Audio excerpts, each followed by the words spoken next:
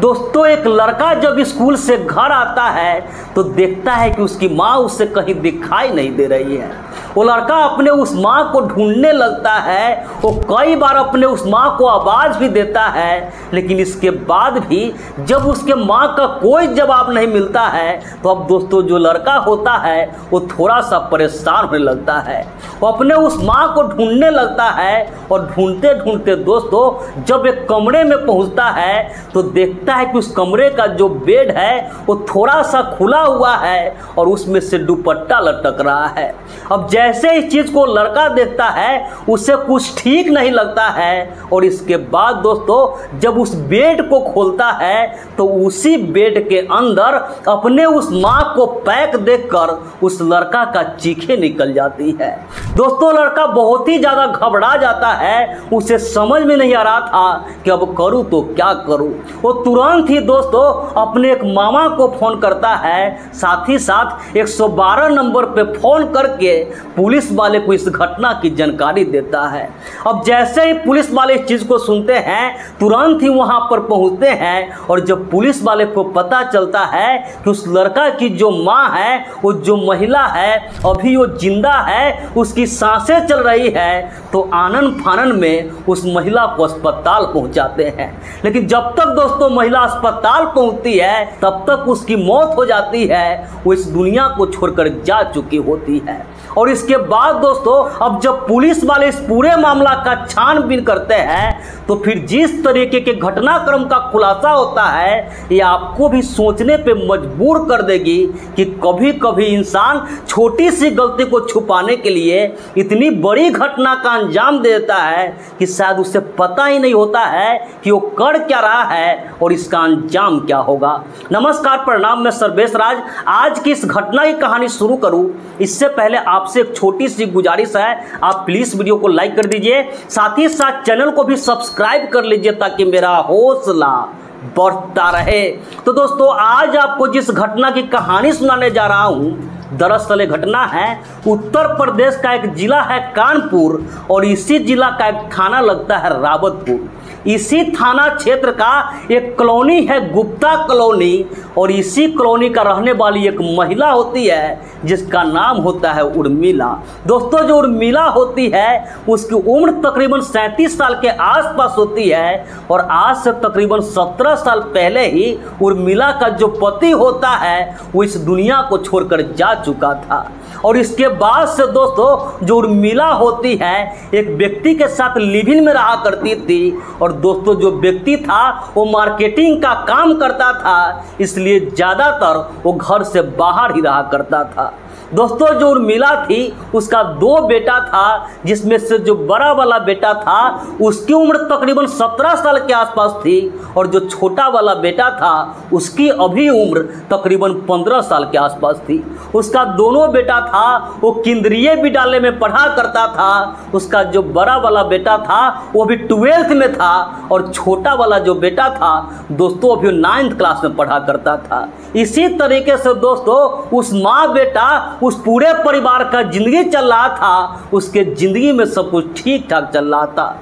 लेकिन 24 जून 2025 के दिन वो जो महिला होती है, जो उर्मिला होती है, उसका तबीयत कुछ ठीक नहीं रहता है। उसका जो छोटा वाला बेटा होता है सुबह सुबह पढ़ने के लिए चला जाता है, लेकिन दोस्तों जो उसका बड़ा वाला बेटा होता है अपने उस माँ का सेवा करने के लिए, अपने उस माँ का देखभाल करने के लिए वो घर पे ही रुक जाता है। वो सोचता है कि माँ की तबीयत खराब है, अगर इसमें कुछ हो जाएगा तो उसे देखने वाला कोई नहीं है, और यही सोचकर दोस्तों वो घर पे रह जाता है। लेकिन शायद उसके माँ को पता ही नहीं था कि आज उसके साथ क्या होने वाला था। दरअसल दोस्तों वो लड़का छोटा वाला जो बेटा होता है जब शाम को स्कूल से घर आता है तकरीबन दोस्तों 4 बजे का वक्त रहा होगा और जब वो घर पे आता है तो देखता है कि उसकी माँ जो उर्मिला थी वो कहीं उससे दिखाई नहीं दे रही है। अब दोस्तों उसका जो छोटा वाला बेटा था अपने उस माँ को ढूंढने लगता है। वो कई बार आवाज़ भी देता है, लेकिन इसके बाद भी जब उसके माँ का कोई जवाब नहीं मिलता है तो अब दोस्तों जो लड़का होता है वो थोड़ा सा परेशान होने लगता है। वो अपने माँ को ढूंढते ढूंढते उसका जो बड़ा भाई होता है अपने उस बड़े भाई से पूछता है कि भाई माँ कहाँ है। तो उसका जो बड़ा भाई होता है वो कुछ भी नहीं बोलता है। अब दोस्तों लड़का होता है वो और भी ज़्यादा परेशान होने लगता है, अपने उस माँ को हर जगह ढूंढने लगता है। और ढूंढते ढूंढते दोस्तों जब एक कमरे में पहुंचता है तो देखता है कि उस कमरे का जो बेड है वो थोड़ा सा खुला हुआ है और उसमें से दुपट्टा लटक रहा है। अब जैसे इस चीज़ को देखता है वो जो लड़का होता है उसे कुछ ठीक नहीं लगता है। और इसके बाद दोस्तों जब उस बेड को खोलता है तो देखता है कि उसी बेड के अंदर उसकी जो माँ है वो बेहोशी की हालत में पड़ी हुई है। अब जैसे इस चीज़ को देखता है वो लड़का दोस्तों एकदम से घबरा जाता है, उसे समझ में नहीं आ रहा था कि अब करूँ तो क्या करूँ। तुरंत ही दोस्तों वो लड़का अपने एक मामा को फ़ोन करता है, साथ ही साथ 112 नंबर पे फ़ोन करके पुलिस वाले को इस घटना की जानकारी देता है। अब जैसे ही पुलिस वाले चीज़ को सुनते हैं तुरंत ही वहाँ पर पहुँचते हैं। और जब पुलिस वाले को पता चलता है कि उस लड़का की जो माँ है, जो महिला है, अभी उसकी सांसें चल रही है, अभी वो जिंदा है, तो इसके बाद दोस्तों अब जो पुलिस वाले होते हैं और उसके आसपास का लोग होते हैं आनन फानन में उस महिला को अस्पताल पहुँचाते हैं। लेकिन तब तक दोस्तों अस्पताल पहुँचती है, इससे पहले दोस्तों जो महिला होती है उसकी मौत हो जाती है, वो इस दुनिया को छोड़कर जा चुकी होती है। और इसके बाद दोस्तों अब जो पुलिस वाले होते हैं जब इस पूरे मामला का छानबीन करना शुरू करते हैं, उस महिला का जो छोटा वाला बेटा होता है उसका नाम अमन होता है। जब उस अमन से पूछताछ करता है तो लड़का कहता है कि सुबह सुबह मेरा ड्यूटी बर्तन धोना था और जो मेरे बड़े भाई था उसका ड्यूटी झाड़ू लगाना था, लेकिन मुझे स्कूल जाने में देर हो रही थी इसलिए माँ ने मुझे स्कूल भेज दी और बर्तन धोने का भी ड्यूटी मेरे बड़े भाई को ही दे दी।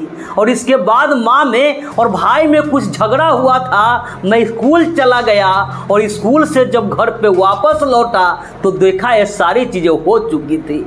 अब पुलिस वाले दोस्तों वो छोटा वाला उसका जो बेटा होता है उसी के तहरीर पे मुकदमा दर्ज करते हैं। और फिर दोस्तों उस लड़का का जो बड़ा भाई होता है यानी कि उर्मिला का जो बड़ा वाला बेटा होता है उसे हिरासत में लेते हैं। और जब उसके बड़ा वाला बेटा से पूछताछ करते हैं तो पुलिस वाले के जांच में पता चलता है कि दरअसल उस दिन दोपहर का वक्त रहा होगा और उसका जो बड़ा वाला बेटा था वो किचन में बर्तन धो रहा था और तेज आवाज में गाना सुन रहा था।